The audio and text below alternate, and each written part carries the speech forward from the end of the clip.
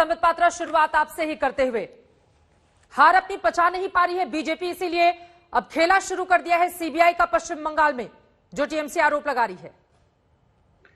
देखिए, तथ्यों को जानना चाहिए। 2016 में पहली बार कलकत्ता हाईकोर्ट के निर्देश के अनुसार सीबीआई ने नारदा केस में, नारदा का स्टिंग का केस आया था, नारदा स्टिंग केस में एफआईआर दर्ज किया। ये कलकत्ता हाईकोर्ट ने कहा था कि आप इसमें पूरे सुचारू रूप से इन्वेस्टिगेशन करिए, एफआईआर दर्ज करना होगा, जो भी स्टेटमेंट दर्ज करना है वो आप करिए। सीबीआई अपना काम कर रही है।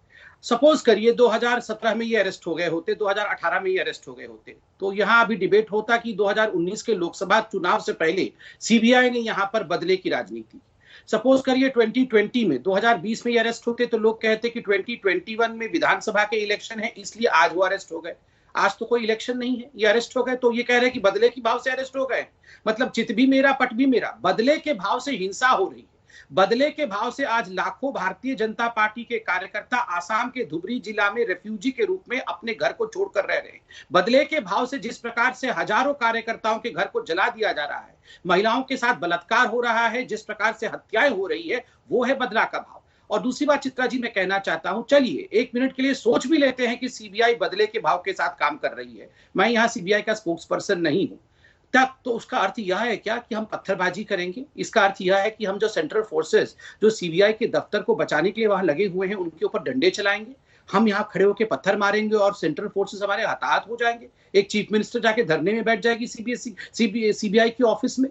देखिए, अगर आपको लगता है बदले के भाव से किया हुआ है, तो यहाँ हाई कोर्ट है, यहाँ सुप्रीम कोर्ट है, स्पेशल कोर्ट है, और बिल्कुल जा सकते हैं, आपको अधिकार है। आप कोर्ट में जाइए, गुहार लगाइए कि बदले के भाव से काम हुआ है, कोर्ट सुनवाई करेगी। मगर मैं यहाँ निंदा करता हूं, मैं यहाँ पर घोर तरीके से इसके विरोध में खड़ा हूं कि सेंट्रल फोर्सेस के खिलाफ जिस प्रकार का बर्ताव टीएमसी ने दिखाया है, यह अत्यंत ही चिंताजनक है। ठीक है, इस पर मैं जवाब ले लेती हूं, लेकिन डॉक्टर संबित पात्रा, अभी हाल ही में अगर प्रचंड तरीके से कोई सरकार चुनी गई है तो उसको थोड़ा कामकाज का मौका भी तो दें।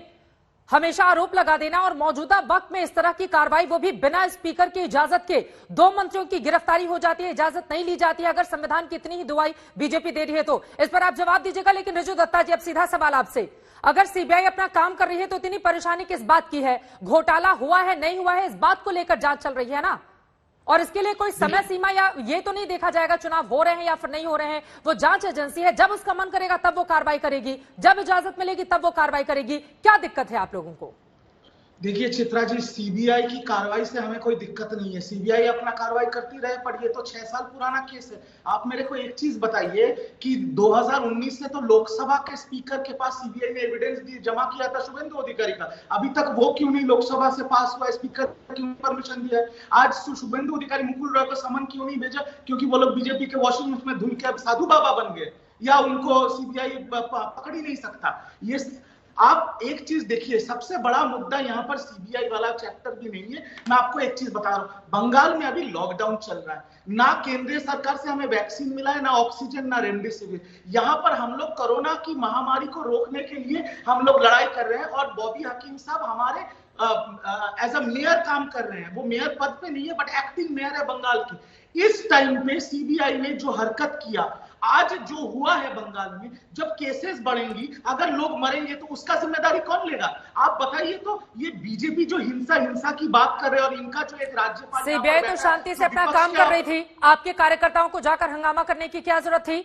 और स्पीकर ने भले ही परमिशन नहीं दी हो, राज्यपाल से अनुमति लेने के बाद ही सीबीआई ने अपनी कार्रवाई शुरू की है ना। सुनिए चित्रा जी, राज्यपाल ने अनुमति दिया था 9 तारीख को, क्या वो शपथ ग्रहण हुआ 10 तारीख को, उसके बाद कैबिनेट फॉर्मेशन हुआ। तो कॉन्स्टिट्यूशन के हिसाब से राज्यपाल इसका परमिशन नहीं दे सकती, वहां पर ही बहुत बड़ा गलती है। और दूसरा चीज मैं आपको सीधा पूछता हूं, चित्रा जी आप इतने वरिष्ठ पत्रकार हैं, आज जो लोग अरेस्ट हुए हैं, आज तो सीबीआई का चार्जशीट जमा करने का बात था, आप कोर्ट में चार्जशीट जमा कीजिए, कोर्ट समन भेजेगा, उसके बाद कोर्ट डिसीजन लेगा, बेल होगा कि अरेस्ट होगा। आप इन जो नेताओं को आप पकड़ के लेके गए हैं, वो एक बार नहीं बहुत बार के मिनिस्टर्स रह चुके हैं, तो कोई भगोड़े नहीं है। और दूसरी बात मैं ये पूछता हूं आपसे कि आपने जब बोला कार्यकर्ता को क्यों जमा करना है, क्यों झगड़ा करना है, अगर आज नरेंद्र मोदी जी, अमित शाह जी अरेस्ट होते हैं किसी भी कारण के लिए, तो क्या बीजेपी के कार्यकर्ता घर पे बैठे रहेंगे? ये तो बच्चों वाली बात है। मैं बोलता हूं कि भ्रष्टाचार के मामलों में अरेस्ट हुए हैं ना, भ्रष्टाचार के मामलों में बकायदा स्टिंग ऑपरेशन है, उसमें उनका वीडियो है, पैसे लेते हुए वो दिखाई दे रहे हैं। लेकिन शुभेंदु अधिकारी का आपने नाम लिया, ये महत्वपूर्ण है। ठीक है, मुकुल रॉय से भी सीबीआई ने पूछताछ की थी, हालांकि उसके बाद में हम सब जानते हैं कैसे उन्होंने बीजेपी का दामन थाम लिया था। ये कोई वॉशिंग मशीन है क्या आपके पास कि दागदार नेता अगर बीजेपी में आ जाते हैं संबित पात्रा तो यहां पर आकर बिल्कुल पाक साफ हो जाते हैं? शुभेंदु अधिकारी, मुकुल रॉय, इन दोनों के खिलाफ कोई कार्रवाई नहीं किया जाना सीधे सीधे इस बात की ओर इंडिकेट करता है। देखिए, मैंने सारे प्रश्न सुने मेरे टीएमसी प्रवक्ता भाई के, उनका जवाब देता हूं। पहला, एक बात तो मैं धन्यवाद करता हूं, ये आज मान गए कि देखिए बाकी सारे लोग तो है ही कल्प्रिट है ही, और दो लोग भी कल्प्रिट थे, उनको क्यों छोड़ दिया गया? मतलब फिराद हकीम भी कल्प्रिट था, सुब्रता मुखर्जी भी कल्प्रिट है, शोभन भी कल्प्रिट है और मदन मित्रा भी कल्प्रिट है, ये तो ये मान गए। मगर दो लोगों को आपने क्यों छोड़ दिया? दो लोगों को क्यों छोड़ दिया, क्यों नहीं छोड़ा, वो सीबीआई का विषय है। कोर्ट में जाके पूछिए कि आपने इतने 4 चोरों को पकड़ा कि आप 2 लोगों को क्यों छोड़ दिया। आप पूछिए, कार्रवाई सबके खिलाफ होनी चाहिए, आप जाके सवाल पूछिए। मगर मान तो गए ना कि ये 4 जो है चोर है। दूसरी बात, आपने कहा लॉकडाउन चल रहा है, लॉकडाउन में ये क्या हो रहा है? लॉकडाउन में क्या हो रहा है, इसका जिम्मेदारी कौन लेगा?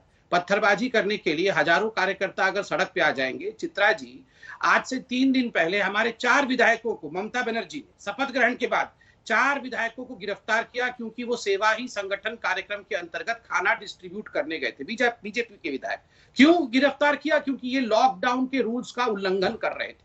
मगर यहाँ हजारों कार्यकर्ता, खुद मुख्यमंत्री हजारों कार्यकर्ताओं के साथ जिस प्रकार की भीड़ के साथ वो दिख रही हैं, एक भी कार्यकर्ता गिरफ्तार हुआ क्या? कलकत्ता की पुलिस ने एक भी कार्यकर्ता को गिरफ्तार किया क्या? बीमारी नहीं फैल रहा है?